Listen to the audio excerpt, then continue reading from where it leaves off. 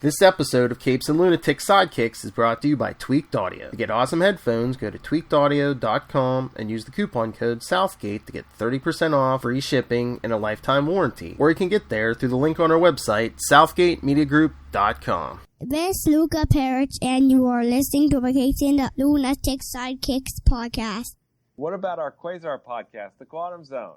What about our Quasar podcast?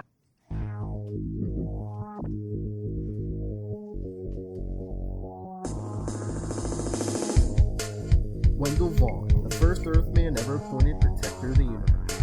Bonded to the energy-transforming quantum bands that are both weapons and symbols of his station, he fights an ongoing battle to defend all life in the universe from cosmic evil as Quasar. Hello and welcome back to the Quantum Zone, episode 120. That's right.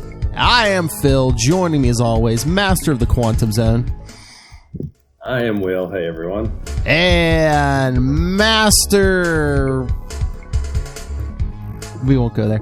I got nothing. Who are you the master of? Master of the airing out my farmer's tan shoulders, wearing a tank top on the video. Matt Kona, that's me. Master of the Massachusetts arts. Yeah. Instead of the mystical arts, the Massachusetts arts. Yeah. They're very vulgar. I'm not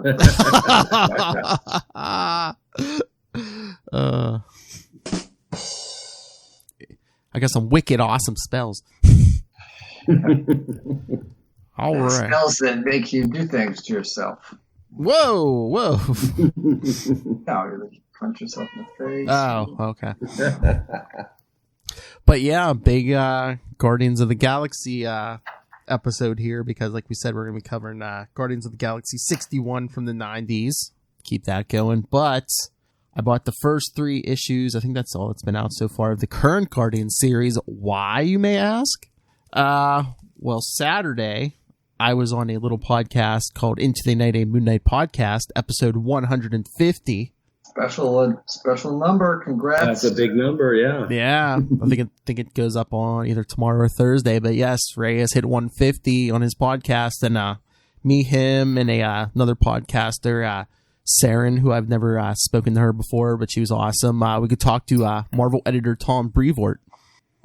And, of course, got the chance to question him about all manner of things. So, of course, I asked him, hey, when's Quasar coming?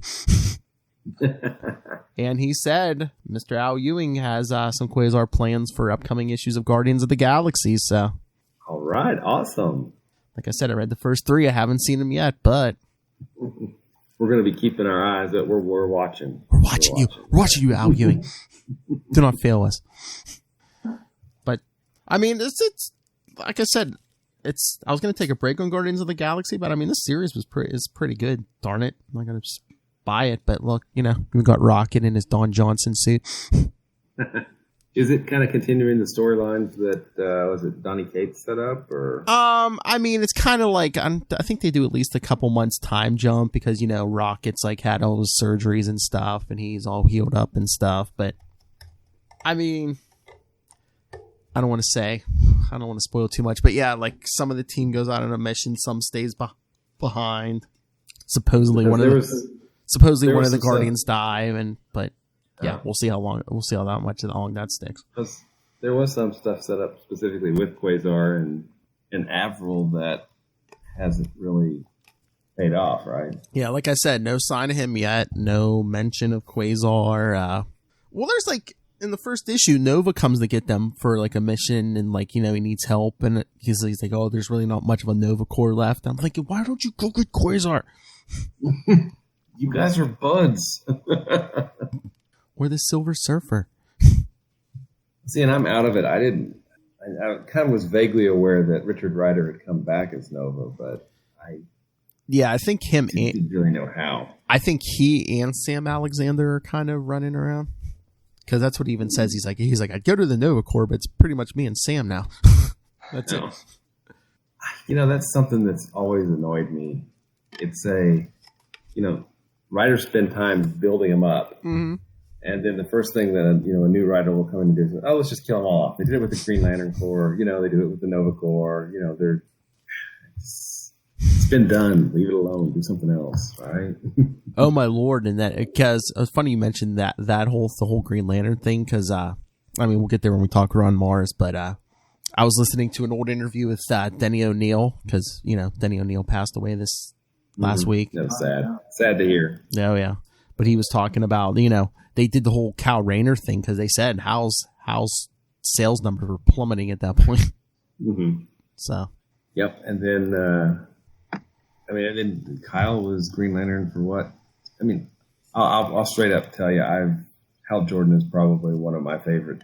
He's my second favorite character, barring obviously, Matt Kona. But oh, nice! He is a character. It was nice. Green Lantern Rebirth was one of those series that I'd waited a decade for. Don't get me wrong, it was good. Yeah, Kyle Rayner is a good character, but he's not. He wasn't written for me, and he wasn't marketed to me, and that's okay because never everything has to be for me. But when they brought Hal back, that was for me. I like Kyle Rayner. He's probably my favorite Green Lantern. But I mean, yeah, Jeff Johns writes a hell of a Hal Jordan. And Grant Morrison's been doing a pretty good job too. Yeah, that's what I said. I love that series because that's what I've been waiting for the longest time, for Hal to be back on Earth. Mm-hmm. I mean, I like the space stuff, but I like when they mix it up, when they have him in space half the time, and then they have him punching guys in the face on Earth. So, yeah, you prefer Hal on Earth? Hal on Earth? Yeah, Hal the time. Kona's out in full force, people. But yeah, Brevoort said Quasar's coming in Guardians of the Galaxy, and I did talk to him a little bit. I mean, again, go listen to Into the Night 150. By the time this hits the podcast, it'll be up. But he worked with Mark Gruenwald. Oh, because I was like, oh, can you tell me like a good story about Gruenwald or whatever? And he's like, it's all stories, man. He's like, like that image you have of the Marvel bullpen, where everyone's wacky and having a great time. He's like, that was Mark Gruenwald. He was a master prankster. He had this encyclopedic knowledge of comics and stuff, Oh yeah, that I've heard that Mark Waid knows more about DC continuity and DC characters and DC stories than anybody on the planet except for Mark Gruenwald. Yes. I was going to say, I think at Marvel, Gruenwald was the guy everyone went to when they had a question about continuity or history. Oh, that's the other thing from that Denny O'Neil, because Denny O'Neil was talking to Kevin Smith. I think he said, he's like, when Denny O'Neil did that run, the first time Rhodey took over as Iron Man, when Iron Man, Tony Stark fell off the wagon hard. Well, Denny was even saying in this interview, he's like half the credit should go to Mark Gruenwald. He's like, we would just sit and write out these, he'd help me write out the stories and stuff. So Gruenwald was involved in that Iron Man story also. So yeah, I mean, and as much love as I have for Mark Gruenwald, he was responsible for removing Roger Stern from the Avengers, which was just a gut punch at the time. So. What could have been, Yeah. I mean, that's the undersea, the Mansion Siege, and then the Assault on Olympus storylines are just, that's something that Stern had been building up for. And you had John Buscema on doing the art. I mean, this was an awesome team. But oh well, nobody's perfect. It was an all right team. It was pre-Quasar. Yeah, it was. That's true. But yeah, like I said, Guardians is good. Pick it up because supposedly Quasar is coming in this Guardians series. Awesome. Hope they do the character credit. So yeah, Into the Night. We talked to Brevoort. Yeah, like I said, I'm just scratching the surface with the Quasar and the Gruenwald stuff. Go, it was. I think it was it at least an hour? Yeah, it was really good interviews. So check out Into the Night. Episode 150, but very cool. And without revealing your picks, I have done an Isle of Ra on Into the Night. Matt Kona has done an Isle of Ra. Guess who's next, people? That would be me. I've had to pick my 4 Desert Island comics, and it was very, very difficult. I told you the trick. Pick the biggest books you can. Well, I did kind of go with that too. Nice. But, I won't reveal them here, of course, but I did put the runners up in my newsletter, The Midnight Hour, and so go subscribe. Yeah, so subscribe to that, but also I'm going to talk about like 1 or 2 of those issues over the next several weeks, just because why I put them on there, because somebody's going to look at that and say, okay, cool. I get that it wasn't on your top 4 list, but what the heck is Marvel Team Up 123? Are you nuts? I'm like, well, I probably am, but that story hit me, when I was 10 or 11, and it just has such a kind of a brutal, bleak ending to it that it was like, whoa, this is Spider-Man and Daredevil teaming up to fight, who is the stupid character? Hold on, I don't know if I'm familiar with this one. Oh wait, here I'm pulling up the cover. It wasn't Turner D Century. No, it was not. It was he's a fire character. Yeah, I know. Wait, I had a blurry cover. Solar, that's right. With 2 R's. Yeah, Solar. So evil. Gave him 2 R's. I don't know if I read that one, so that one's pretty good then. I think it's well done. I don't think it's probably one of the best comics ever done, but it's one that has stuck with me for many, many years. Just the ending of it. Huh. Yeah, I'm gonna have to read that now. See, I don't think I've read that. I love Spider-Man and Daredevil. Yeah, I mean, it's really kind of offbeat because they're at a hospital, and yeah, I'll just let you read it, and that's definitely one I'm going to talk about. Because at first I thought you were saying 113, and I was like, oh yeah, of course. I was like, oh no, wait, he said 123. No, 123, yeah. Not the 113s that Matt Kona has plastered on his walls everywhere. I have them somewhere. I used to have a bunch. I would mail them to listeners who left a review. Now people can just leave Apple Podcast reviews for free anyway, because I don't know where they are. I think I might have 1 or 2 left, but I moved. It involves so much digging.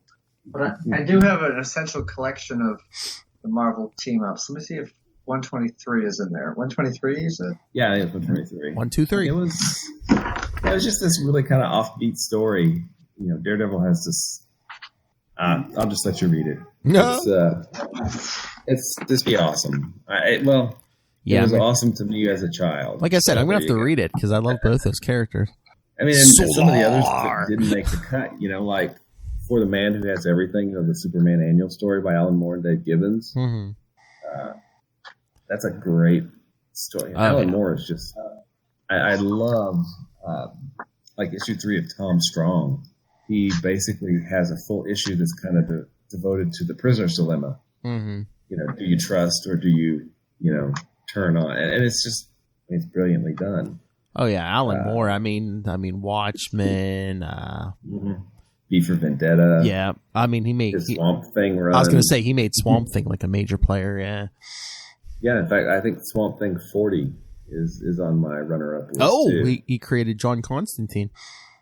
This was the werewolf story. Oh yeah. But I was going to say, he created Constantine. Yeah, he also created John Constantine. Yeah. Oh yeah, me and Lil covered that werewolf story. Which was that certain time of the month when women turn into werewolves. It was just brilliant. He is every time you read something by him, you learn something. Yeah. Like, wow, how did he do that? How did he even think about that? And for me, I prefer V for Vendetta over Watchmen just because Watchmen is so bleak. Yeah. But I love his ABC comics, America's Best Comics line, just because it was him, he ushered in that era of darkness and grimness and bleakness. And then this was him trying to do something to build. And Tom Strong was just great. I mean, Chris Sprouse on art was just phenomenal. And then Tomorrow's Stories was, I felt like probably the weakest, but then Promethea was amazing. I mean, it was just mind-blowing. And then Top 10 has some really, really cool issues in it, too. I mean, there's so many good comics. Picking your top 4 that are not trade paperbacks. Exactly. Exactly. That's why I even said to him before, I'm like, I'll come out and do a second one. I'm like, I can definitely pick. Because I tried to show my love for Marvel and DC, so I did 2 and 2. So, but I'm like, I can come back and do more. Yeah, what were your top 4? I need to go back and listen to that episode. It was Detective Comics 600, Flash 79, by Wade, when Wally beats Reverse Flash. Yeah. Daredevil 300, Fall the Kingpin, and Captain America 350. Oh, John Walker, yeah. Yep. The end of that one, yep. So all oversized issues, yes. And then Kona's. Yeah. Kona had some DC in there too. I split it. I split the vote 2 and 2 as well. Let's see. Well, I know you did that. I have to go back to my message with Ray, but I don't remember. I remember that you did Return of Superman. What was that? Superman 82. Yeah. Right. The Return of Superman. I did. What Batman? I think it was near the end of Night Quest. Oh no! Azrael was it Robin? Oh, what? Oh, it was a Detective Comics. Yeah, was it the one with the? Was it one of the ones with the Trigger twins? Was it like 660s? Yeah. Yeah. Yes. Like 667 or something. Oh yeah, he made Ray do a Batman. Me and Kona both made Ray do a Batman. Nice. I should have thought of that. Year one. Yeah, I'm trying to remember. I'm trying to remember your 2 Marvels. I did a double-sided Thor. I think it was 450. Yeah. Oh. Yeah, with Masterson, and it was like right. So that would have been DeFalco and Friends, right? Right. Yeah, and I did. I think it was Amazing Spider-Man 365 with the hologram. Oh yeah. We didn't get into the preview of Spider-Man 2099 at the end, but stuck to the regular stuff. Very cool. The Lizard. Yeah. Yeah. Lizard, and a really good kind of history of Spider-Man article that was pretty long and in-depth. That was worth a read in that one, too. It was, I don't ever know if I'm pronouncing the name correctly. David Michelini, whatever. Was he the writer of that at that point? Oh, Michelini, yeah, I'm pretty sure. I think he might. He did like a long run on the Amazing Spider-Man. I think it was like from like 290 something to like, which includes McFarlane, Larson on art, and Bagley. I mean, he went. I think he went like right before. I think he was maybe like, what was it, like a couple issues before that. Venom and Amazing 300. I think he went all the way up to the Clone Saga. I think. Yeah, and he was responsible with like Bob Layton and John Romita Jr. for a lot of those Iron Man, awesome Iron Man issues. Yeah, but the Demon in a Bottle and all of those really cool jet-setting Tony Stark super spy kind of issues that are in an omnibus back over there somewhere. Oh yeah, they did a good job. They nailed it. Man, we're all over the place tonight. We are. Oh, speaking of all over the place, I heard somebody's favorite character had been killed off screen in a movie. Oh yeah, that. All right, I'll give myself one tonight. All right, that son of a bitch, Zack Snyder said he confirmed the Robin.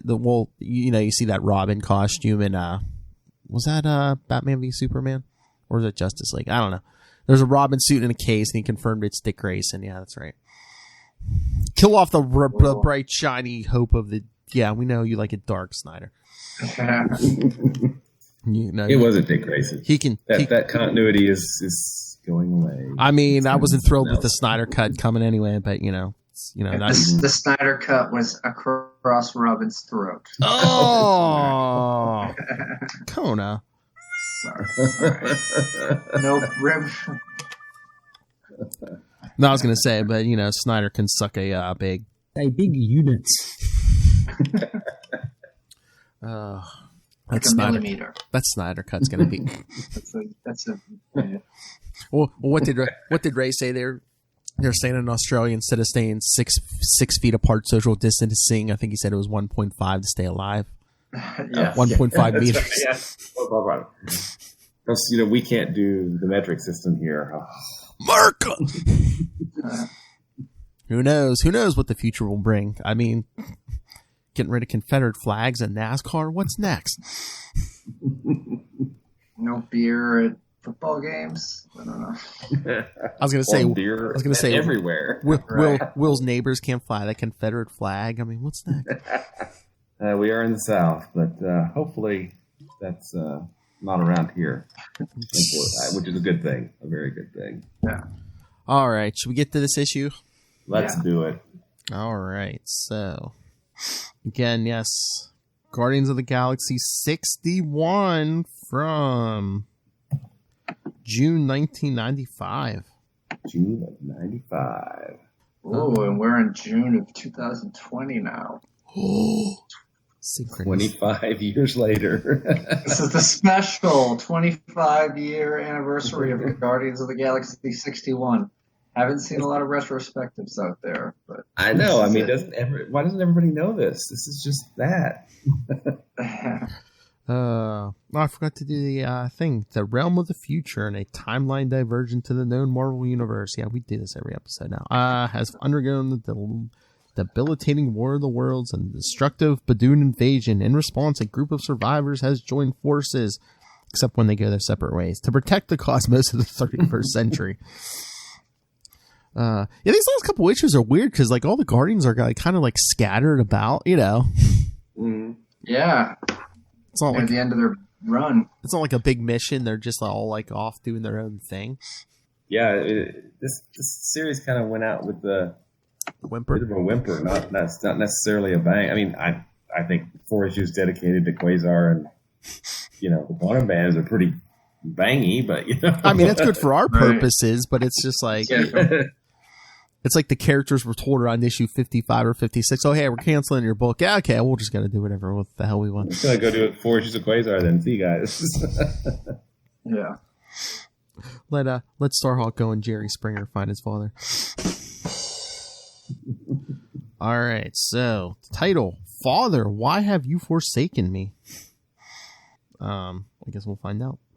Writer E.M. Gallagher. Was that the same writer? M. Gallagher. M. Gallagher. S. Montano. S. Stein. M. Gruenwald. K. West Penciler. Yeah. M. Gruenwald. J.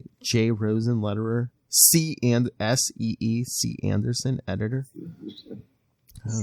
Special phonetic edition. A phonetic edition, that's right.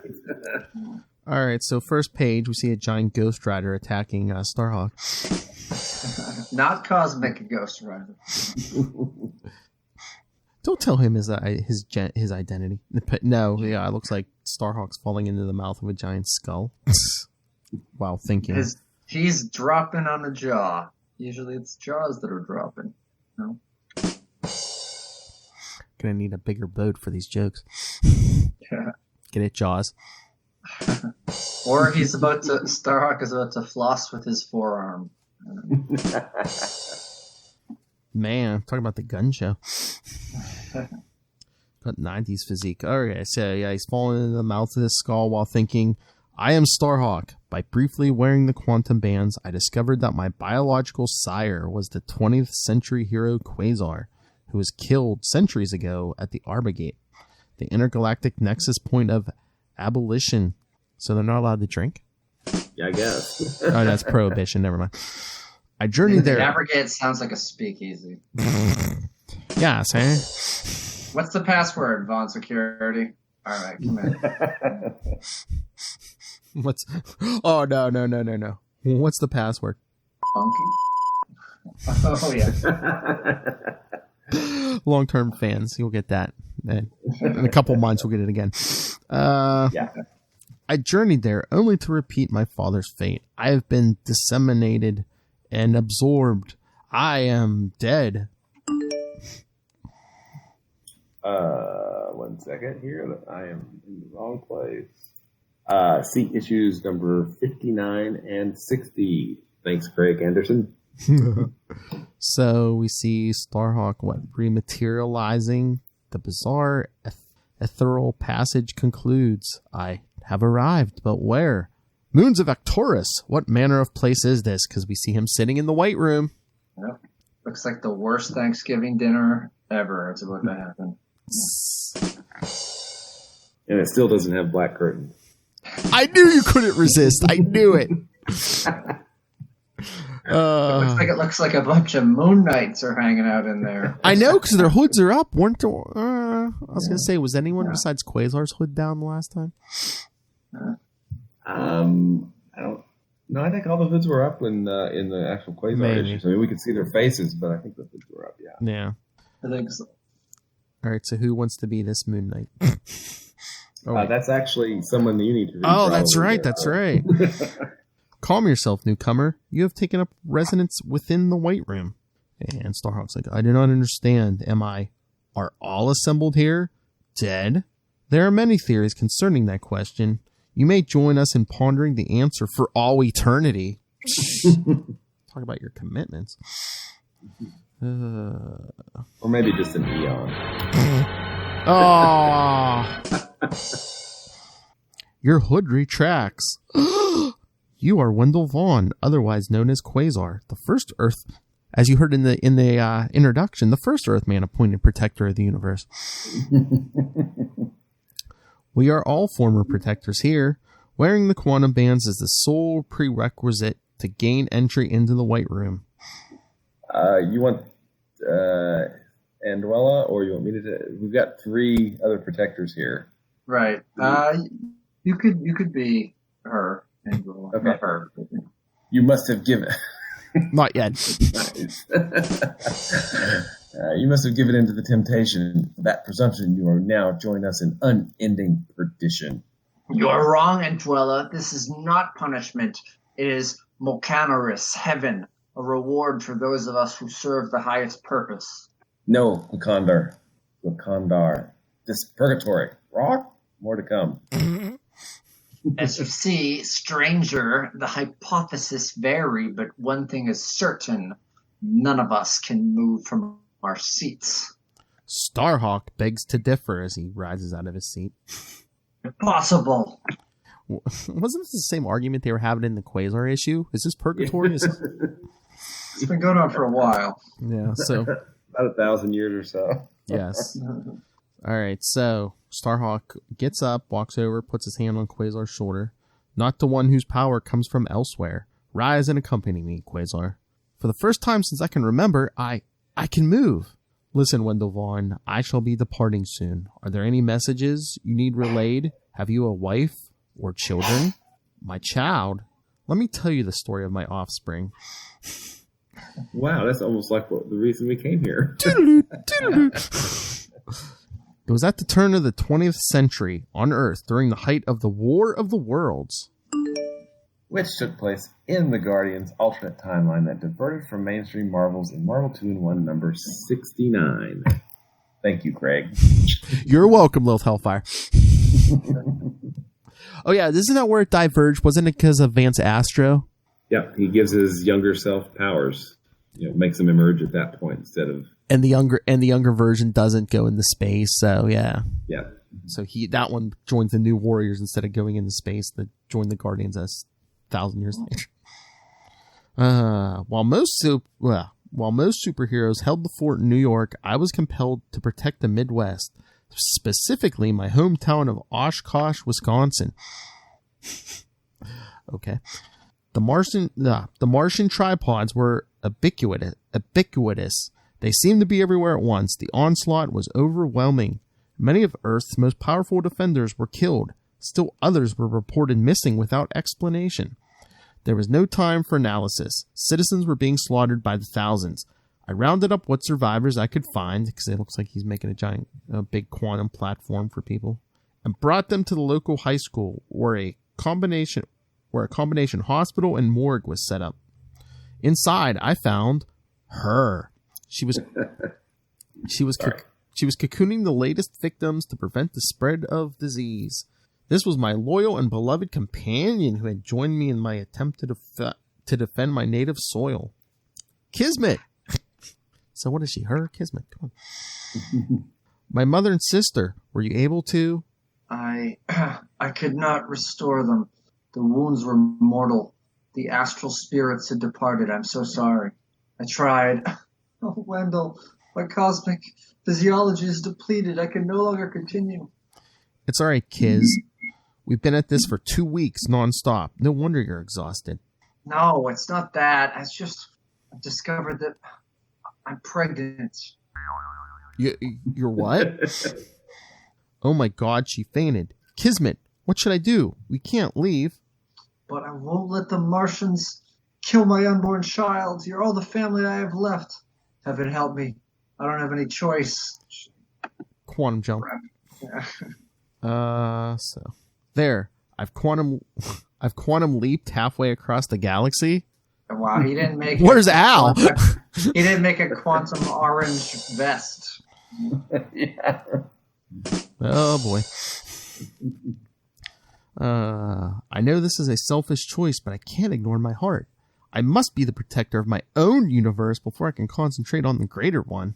With luck, I'll be able to return to Earth in a short time and continue to help battle the Martians. But first, to the planet below. Vesper, where the intergalactic Sisters of Mercy accommodate females of all species that require special attention. So intergalactic Paradise Island. Okay. So I have a question. Kismet just basically said that in the space of about 30 seconds, she said, your mother and your sister are dead and I'm pregnant. Yes. Right? Yeah. Okay. I got some good news and I got some bad news. Also, the Osh Kosh Bagosh factory has been destroyed. The number one export for that region of Wisconsin. For Osh Kosh. I love how he's like not defending New York or some big city, you know, where there's like millions of people. Yeah, Osh Kosh, you know, what's the population there? Probably a couple thousand. I mean, that's where most of the alien abductions take place, right? In the center of the U.S. Maybe. I mean, if you want to should have grabbed the mom and sister, and they all could have went wherever. All right, sisters. All right. Oh, sorry. I gasp. You can be the talking. Okay. Welcome, stranger. Let us help you bring your mate inside. And soon, after Kismet's in bed, isn't that how this whole thing started? She seems better. You were wise to bring her to Vesper. Know that we shall attend to her every need. Thank you. I must go now. No, my son. Since you depleted strength, you must rest here a while. But I refused, even though I knew the Mother Superior was right. Instead, I vaulted into space and quantum leaped again. Oh, must have fixed whatever he had to in time. Hoping each time that his next leap was to leap home. But in my fatigued state, I made a costly miscalculation and emerged at the Arbogate. The bizarre creature that is the Axis Point took my sudden appearance as an assault and instantly retaliated. I was ill prepared for the ensuing barrage of diametric energies that engulfed me. There was no escape. I was killed. The Arbogate, that is where I met my demise as well. Then you know nothing of the child that Kismet bore? No. Nor have I ever had the desire to over the last 1,000 years. Wow, damn. But surely don't you see, without my quantum bands, Earth lost the War of the Worlds. And don't call me Shirley. My personal weakness caused millions of deaths and forever changed galactic history. For that, I endure enough guilt. Any awareness of my progeny would only shame me further. There's nothing more to say as he puts his hood back up and sits in the chair. As you wish, Quasar. And Starhawk's making a fist, and then he throws out a blast. However, I do not wish to sit idly by when the universe needs protection now more than ever. By the power of the Hawk God, this white room shall hold me no longer. Oh, look, is he burning those curtains? They might be black now. Shrakatow. Toe. You can take him, Matt. Oh, okay. It's breached. Yes, and beyond it lies the living starscape of reality. I was not a chosen protector, but by wearing the bands briefly, they provided me the energies to cheat death and arrive here. But I'll not participate in your mournful, sedentary society. I forsake it, and invite any or all of you to join me. So he, flies out of the curtain. Quasar saying, he is gone. The rift begins to close. I suppose this encounter was inevitable, wouldn't you agree? So it would seem. But to what end? That is unclear, but I shall now pass the time contemplating meeting my son. You might do well to ponder the current actions of your child as well, Eon. Indeed. His agenda begins to disturb me. Back in real space, Starhawk. The portal fuses itself. The gateway to the White Room is gone. And with it, my father. Is this how my quest ends? Unfulfilled yet again? I say no! There is still one piece of my primary puzzle missing. As he's flexing those pecs. And he's flying off. And her name is Kismet. And Kismet's name is her. Who's on first? Oh, look! He says both their names in that box. He says, and her name is Kismet. Yeah. I must know if she still lives. I shall push my lightspeed powers to the maximum and beyond. So, to infinity? A short time later. Vesper. There may be many gaps in my cognizance during this incarnation, but the one who knows is aware that the nunnery still functions. Kismet was a self-regenerative metahuman. DC would like a word with you. She could still reside here in exile. If not, the sisters will know of her fate. Therefore, I shall... You want me to be this transformer? Oh, yeah, go for it. I am a pathbreaker, installed 300 years ago to deny access to unauthorized trespassers. You will be destroyed. To be not assimilated. To be concluded next issue in more ways than one. Now, how that's harsh, man. That's so harsh. It all ends next episode. Yeah. Because the Guardians were coming to it. So, thoughts, gentlemen? Why rack up some Australian feedback? Yeah, these don't feel as dense as a normal issue. I know the stories, they're only 16-page stories instead of 22. But there's not a lot of panels per page. I mean, they just seem to be kind of flying through them, Yeah. But hey, it's good to see Quasar. Yeah, we get to see gruff-looking, unshaven Quasar. Pretty interesting, not just the figure of the father figure in a vision or something. We got to see Quasar in action and rescuing Kismet in a little bit of the White Room. Well, you said he was looking rough, but I was like, he's been sitting there for 1,000 years. He's got that Millennium Shadow. That's true. All right, so 0500 Shadow. Stardate Shadow. Oh, that's right. Check out our. You can still check out the first episode of our Star Trek podcast on our Patreon. So please go there and give us money. It's the best Star Trek episode we've done yet.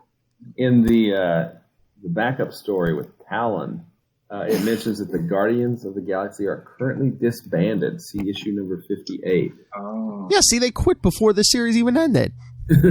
Yeah, that's kind of crazy, isn't it?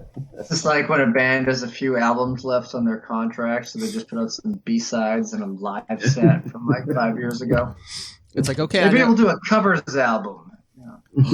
Is that how we got this Quasar story? Was the writer like, okay, I know we're getting canceled. I broke the team up.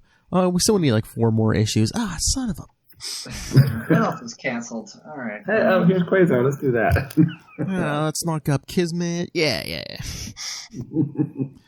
All right.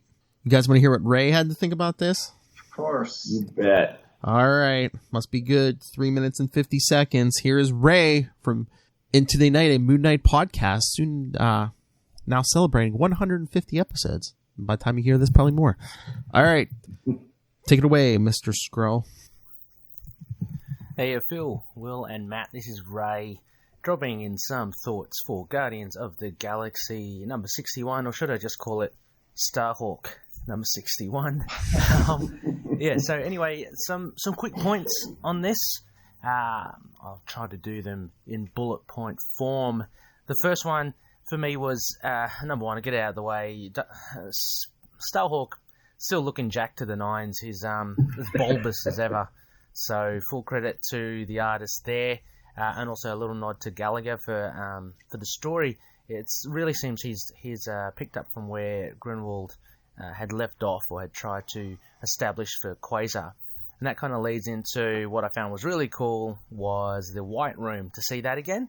And I'm so glad to have read the earlier Quasars to understand what that was. And it was nice to see Quasar in there, and understandably so. I mean, he was one of the protectors of the universe, so that was pretty cool. The second point I thought was cool was finding out that it was Kismet, who, you know, is the mother of Starhawk. So a nice little flashback there, a little recap of the War of the Worlds, of Wendell losing his mum and sister. But yeah, so to find out that Kismet's the mum is pretty cool too. Also, I guess the last, was it the Peacemaker or the Pathfinder or something? Pure 90s at the end, I thought there. Just, you know, a generic kind of cybernetic thing with a lot of accoutrement hanging off it to make it look really detailed. So that was a little bit of fun, a bit dated. Rom Space Knight was busy. But yeah, largely a huge Starhawk issue again. Now, my question, I guess also, because I don't know much of Starhawk other than the little things which I mentioned before. So, do you guys know much about his power set? Like, he talks of the Hawk God. I'm not sure where that factors into it. And then how does that kind of link into his own physiology of being, well, he'd be half human, but he'd be half, you know, whatever it is that her / Kismet Silicone is. So he would be inherently powerful in his own right, I would imagine. But yeah, what's the deal with him getting in cahoots with the Hawk God? So I'm not too sure about that. I'm hoping you guys can enlighten me on that. But yeah, pretty fun issue. Went by pretty quickly. I read the backup with Talon. Pretty stock standard, I thought. And yeah, I remember Rancor being the descendant of Wolverine. So that was fun to see. I actually got my memory all jumbled up. I think she thought she was part of the Guardians back in the day, but it wasn't. And correct me if I'm wrong as well. I still have this bugging feeling that Talon. Okay, was there a female member of the Guardians that was kind of like Talon? Have I misinterpreted somewhere? I have a sneaking suspicion, but I could be thinking of Rancor. I'm not too sure. Anyway, keen to hear your thoughts as always, and yeah, I'll be reading along. Cheers. I don't know. There was Nikki. Yeah. Right. But that's not. I was gonna say he's not thinking of what's her face, Farrell from X-Force, is he? Maybe. I mean, and then Alita was the only other female Guardian, right? I think, or unless Yellow Jacket. Oh yeah, that's right. She was here at that point. Yeah. Oh, and for the record, the last issue of Quasar number 60 has a cover date of July of 1994. Oh. And the issue that we just read came out in June of 95. So it's almost a year after. Mm-hmm. Kind of cool. 150 now. Don't want to think of it. So, hold on. So yeah, I mean, I'm gonna look this up in a second, but what about Starhawk's power set? I know, like he keeps reliving his life, so he has all this knowledge. But yeah, I don't remember for sure, but so chronology wise, the Guardians showed up without Starhawk, I think, in that Marvel premiere, Marvel Superheroes, and then when they showed up in, I think it was Defenders next, they had Starhawk with them to try to prevent, I guess, the Badoon or something. And come on, say it with me, guys. Isn't Badoon just fun to say? It's just Badoon. But I think they went to the Avengers, and then after the Avengers, they had their own pseudo series kind of in Marvel premiere for like 9, 10, 12 issues or something like that. Yeah, something like that. And then they came back to the 20th century again because of the Korvac saga, I think.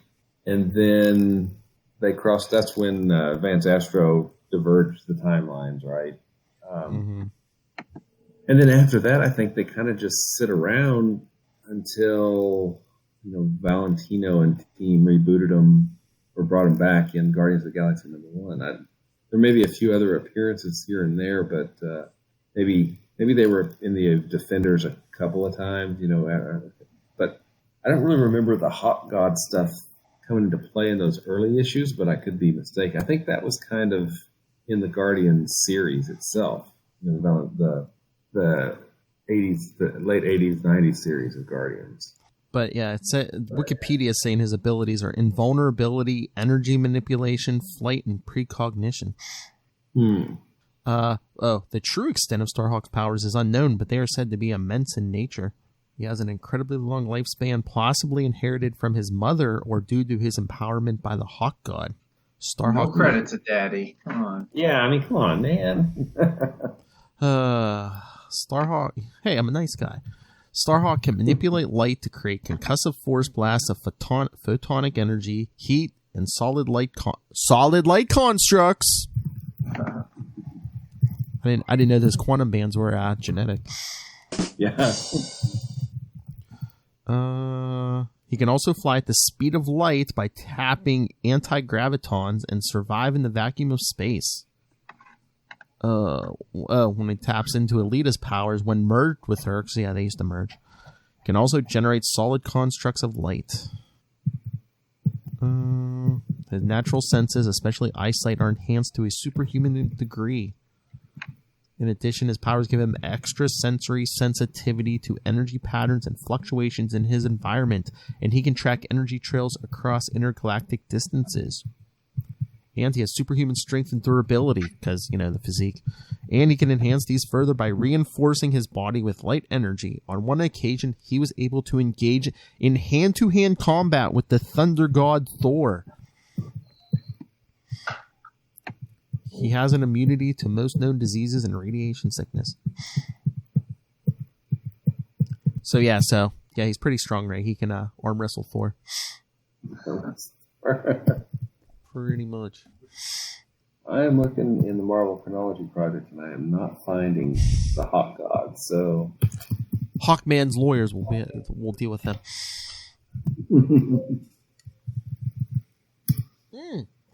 Is Starhawk kind of a ripoff of Hawkman? I mean, Hawk God, reincarnation. I don't know. I mean, it was Steve Gerber, maybe the creator of the Guardian, who wrote that. Well, yeah, I think it said Starhawk. Yeah, Steve Gerber created Starhawk. I almost said Kona's favorite character, Darkhawk. Starhawk, Darkhawk. I don't think there was. There's not a female version of Talon, but he does look kind of gender ambiguous. But it looks like how Talon's being drawn sometimes. Looks like Arnold Drake. With artist Gene Colan. The group debuted in Marvel Superheroes number 18 in January of '69. You're welcome, Will. Wow. Oh, but because of course Hawkman first appeared in Flash Comics number 1 in 1940, so Hawkman was way before Starhawk. Mm-hmm. Speaking of Hawkman, the that Jeff Johns series where he was writing it, that was really good for quite a while. Mm-hmm. Yeah, there's a series going on now. I come in and out of it, but yeah, I forget who's writing it, but yeah, like they've upped the ante where it's like, remember where he was reincarnating and stuff each lifetime. Now they're saying, you know, not all.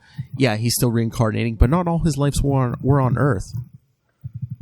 Like he lived he lived a lifetime on Krypton. It's kind of like a karma thing because like one of his, I guess his first life, he was like it's like a kind of like a warlord, and like him and a bunch of his buddies were just like killing, like they would just go out and slaughter people. So now he has to, like, you know, for every life he saves, it's kind of like I don't know if I don't know if the reincarnation ends when he saves as many lives as he's taken. Okay, let's see here. It looks like they appeared next in 74 in Marvel 2-in-1 numbers 4 and 5. Steve Gerber liked him, so he used him in Giant Size Defenders 5 and then Defenders 26 through 29, which is in 75. Other heroes such as Captain America, Thing, and Defenders move against the alien Badoon. Badoon, I just like saying that. Badoon. Badoon. Okay, yeah, they were finally given their own series in Marvel Presents, starting with issue 3, with Steve Gerber still writing. Dave Cockrum, that's pretty awesome. You know, X-Men. Yep. The series was canceled shortly after. Final issue was 12, Marvel Presents number 12. Then they showed up in Thor Annual, the Avengers 167 through 177. That's the Korvac Saga. Marvel Team Up, Marvel 2-in-1. Yeah, I don't think they appeared like in like Marvel's, was it Marvel Superheroes? Yeah, they didn't actually get a book called Guardians of the Galaxy till this series, right? Exactly. Yeah, I mean, and the number of appearances, you know, they probably appeared 30, 40 times before they got, you know, from 69 until they got their series. I mean, it was not a lot of issues. Yeah, during the Korvac Saga. Mm-hmm. You know, aren't they considered like or is it honorary Avengers or something? I think so. Yeah, at the time, I think they were considered honorary because in the Korvac Saga, I've always been a little bit weirded out by the ending of that because they stopped him. But Moondragon was like, "Oh, but he would have made everything great. I'm going to make sure that you think it was a great win." But it kind of was. So, you know, I need to reread that. I don't know. It's been a while since I've read that. Oh, yeah, me too. All right. So, anything else? No, not from me. All right. Yeah. Next week, the conclusion of the Guardians of the Galaxy series. Oh no, I was looking at the schedule while we were talking. You know, Will was like, "Oh, look, we're coming up on a big episode. You know, it's divisible by 5 or whatever. You know, because I think if I look counted right, I think 125 is going to be Quasar 47. You know, oh yeah, the first part of that team up. Yes. Yeah. And that's cool. 125, he gets the bands back. Oh, there we go. And don't tell Ray he does something not nice to a Skrull. Well, I mean, he deserved it. He also does something pretty nice for the Skrull too, you know. Oh yeah, ultimately. So he doesn't pull William Wesley. Yeah, that's right. All right, so yes, send us your thoughts. We got one more issue of Guardians of the Galaxy. Then we got a nice long run of Quasar from Quasar 44 through 53. So send in all your thoughts. Don't let Ray hog all the fun. Email us capesandlunatics@gmail.com. Call the voicemail 614-382-2737. That's 614-38-CAPES. And follow the Quantum Zone on Facebook, Twitter, Instagram. Follow all of our stuff, even links to the YouTube, all of it, all in one convenient place. That's Linktree, linktr.ee/capesandlunatics. No black curtains. And remember, I knew you couldn't resist. And remember to support the sponsors. Tweaked Audio, Hunt a Killer, Pod Life the Book, Volume 1, now in digital and paperback. And when you do your shopping, use the link down there. Oh, I might have to go on Amazon soon. I'm going to use the link. Do all your Amazon shopping. Use the link for Southgate Media Group right down there in the show notes. Help support this show, the network, and Rob Master Doom Southgate. Go back and look at my history, and you will find out I am right so much more often than I'm wrong. Mark my words. Matty Kona, where can people find you? You can find me in a white room with no curtains right now. Now, this isn't my line, but there's a band from Boston called Piebald, and they had a great album title called "If It Wasn't for Venetian Blinds, It Would Be Curtains for Us All." I'm at Matt Kona. Matt Kona, Facebook, Instagram, Twitter. I'm around. I'm hanging out. Come say hi. I just love, like, anytime, like, Lilith makes, like, a pun anymore, she's either like, that's worthy of Kona, or she's like, watch out, Kona, I'm coming for you. I have to admit, that was an awesome build-up, man. Bravo. Yes, Bravo. yes. All right. Will Allred, master of the Quantum Zone and upcoming resident of Isla Ra with the rest of us. Where can people find you? You can find me at WALLRED on Twitter, or just Wallred in general, at Gmail and Twitter and Facebook and all those places. You can also find my self-published work, Diary of Night. There it is. All nice and pretty. At diaryofnight.com. And you can find all kinds of cool stuff about Quasar at quantumzone.org. Yes. And aren't you working on a new project also? I am. I've got, I'm almost finished with our 8-page pitch package. It's called Crossovers. And the artist is phenomenal. Pablo Martinena. I'm probably mispronouncing that. But I let the cat out of the bag in the newsletter that I think we're going to kick that cat in particular, actually. That we're going to tentatively, we've got the Kickstarter for issue number 1 of Crossover scheduled for November 1st. That may shift a little bit as friends launch around the same time. You know, we'll try to coordinate that. But the cover to our what I'm calling the 1/2 issue turned out beautiful. It's just awesome. Nice. Shared it with the newsletter last night. So, yep, I'm looking forward to it. I think it's going to be a lot of fun. So see if you want updates on all Will's projects and everything you ever wanted to know about Marvel Team Up 123. Subscribe to that newsletter. You can subscribe at diaryofnight.com. There's also another link somewhere but there's a big subscribe button on Diary of Night, so that'll get you there. Nice. Plus, you get 2 free issues. So nice. Yeah, go get some free stuff, people. All right. Thank you, everyone. Come back next time for the last Guardians of the Galaxy of the 90s, I think. Yeah, absolutely. And like I said, that'll be straight Quasar for a couple months. Yay. There was a several-year lull in the cosmic books before Annihilation. Yeah. I think the big implosion kind of hurt that cosmic side of things. Yeah, unfortunately. Hurt a lot of them.